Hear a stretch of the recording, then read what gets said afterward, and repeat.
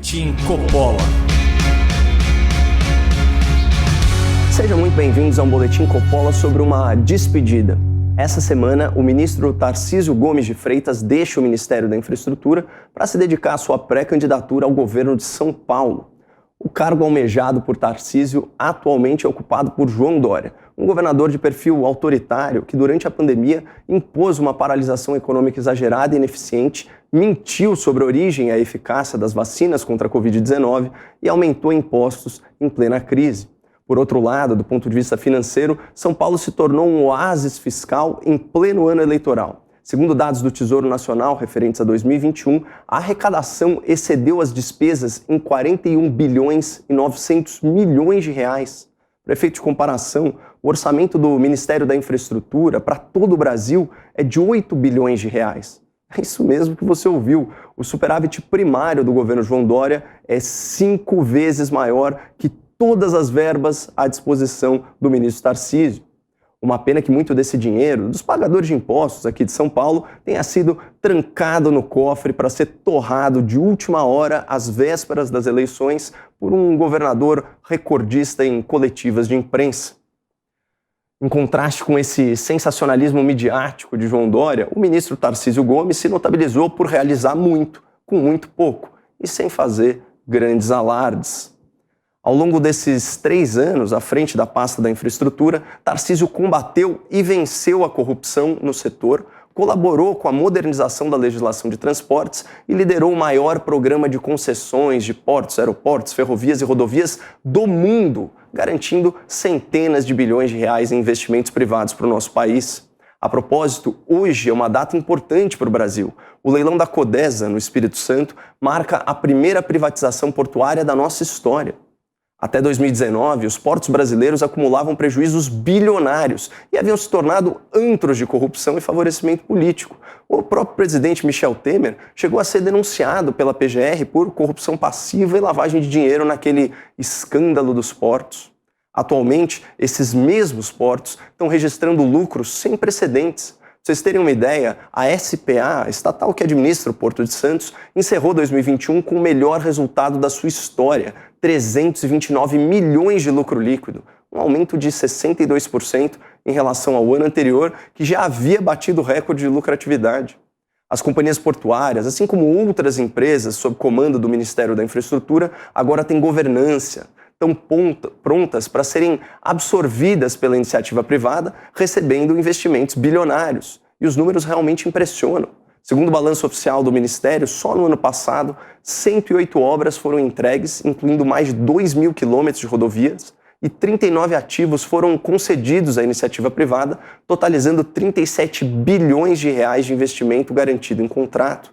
Para ficar em um exemplo, a licitação, ou melhor, a relicitação das rodovias Dutra e Rio Santos prevê 15 bilhões de reais em melhorias, com redução de 35% nos pedágios entre São Paulo e Rio de Janeiro. Esses são os efeitos da privatização bem feita. Mais investimento, mais emprego, mais geração de riqueza e mais arrecadação tributária, com menos corrupção, menos dinheiro público e tarifas mais baratas para consumidores e empresas. O que o ministro Tarcísio fez nesses 3 anos à frente do Ministério da Infraestrutura vai perdurar por décadas, vai baratear nosso frete, vai ampliar nossa capacidade de produção e escoamento, vai diminuir nossa dependência do modal rodoviário e vai aumentar a segurança do nosso transporte. E Tarcísio fez tudo isso sem arrobos de vaidade ou mediatismo, pelo contrário. O ministro sempre demonstrou muita discrição, lealdade e diplomacia, atributos que o qualificam ainda mais como um grande expoente da administração pública no Brasil. Até por isso, eu confesso que é com certa tristeza que eu noticio a sua saída do governo Bolsonaro. Mas aproveitando o ensejo da despedida do ministro Tarcísio, no próximo bloco eu vou comentar alguns trechos da entrevista exclusiva que ele concedeu ontem ao programa Pânico aqui na Jovem Pan. Nós já voltamos. Boletim Coppola.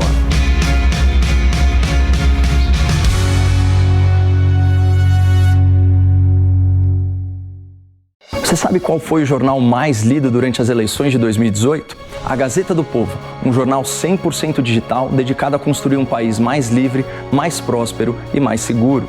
Por isso, eu aceitei o convite para participar do time da Gazeta junto com outros colegas aqui da Jovem Pan, como o Alexandre Garcia, a Cristina Grêmio, o Rodrigo Constantino e o Guilherme Fiuza. Para ter acesso ilimitado a esse conteúdo, acesse gazetadopovo.com.br/Caio ou clique no link aqui no descritivo desse vídeo. E vamos fazer da Gazeta do Povo o jornal mais lido também nas eleições de 2022. Boletim Coppola. Sejam bem-vindos de volta a esse Boletim Coppola sobre a despedida do ministro da Infraestrutura. Nessa quinta, Tarcísio Gomes de Freitas sairá do governo federal para se dedicar à sua pré-candidatura ao governo do estado de São Paulo. Mas ontem, ainda como ministro, Tarcísio falou com exclusividade aos meus colegas do Pânico e eu separei 3 trechos dos primeiros 5 minutos dessa entrevista que me chamaram muito a atenção. Como os orçamentos hoje são muito mais comprimidos, né, o espaço fiscal hoje nosso é muito mais limitado, necessariamente você tem que correr atrás das emendas, que era uma coisa que lá atrás, quando eu era diretor do DENIT, não existia. A gente tinha um orçamento suficiente para o ano. Quando o ministro fala em orçamento comprimido e espaço fiscal limitado, ele está se referindo a 3 fatores, um positivo e 2 negativos. A parte positiva é a regra do teto de gastos, que limita o aumento das despesas do governo de acordo com a inflação e, portanto, não permite que o Estado gaste muito mais do que arrecada e assuma novas dívidas desenfreadamente. Isso foi implementado no governo Temer e está valendo desde então. Mas, além disso, na parte negativa, a margem de investimento do governo federal vem sendo estreitada pelas emendas parlamentares e pelas despesas impositivas. 93% do orçamento é de execução obrigatória, determinada e vinculada por lei. E entre emendas parlamentares individuais, emendas de bancada e aquelas emendas do relator, 35 bilhões de reais do orçamento estão na mão do Congresso. Sobra muito pouco para o Executivo investir nas suas áreas de prioridade, conforme o seu plano de governo, chancelado por dezenas e dezenas de milhões de eleitores.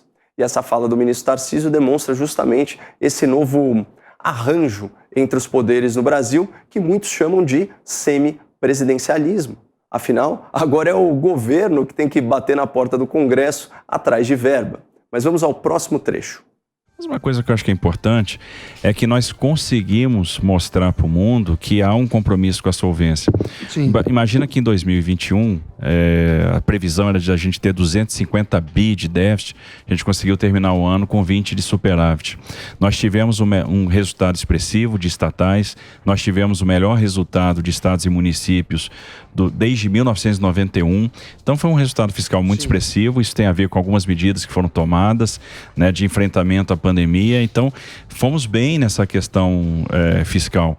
Tem um efeito inflação aí, com certeza, mas no geral a gente foi bem. A Bolsa Brasileira é a que mais rendeu esse ano e o real que mais valorizou. Culpa de quem? Isso tudo que o ministro Tarcísio e a bancada do Pânico estão falando é tratado pela velha imprensa como uma mera despiora da economia.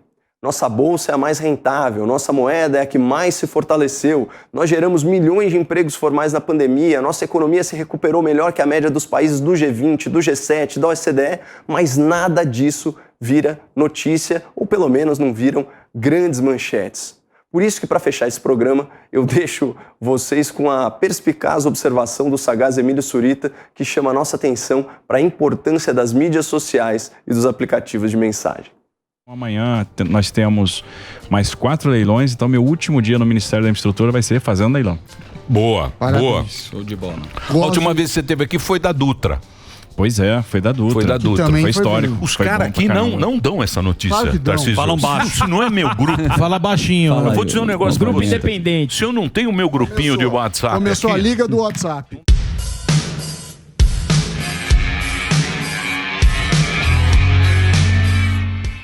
Realização Jovem Pan News.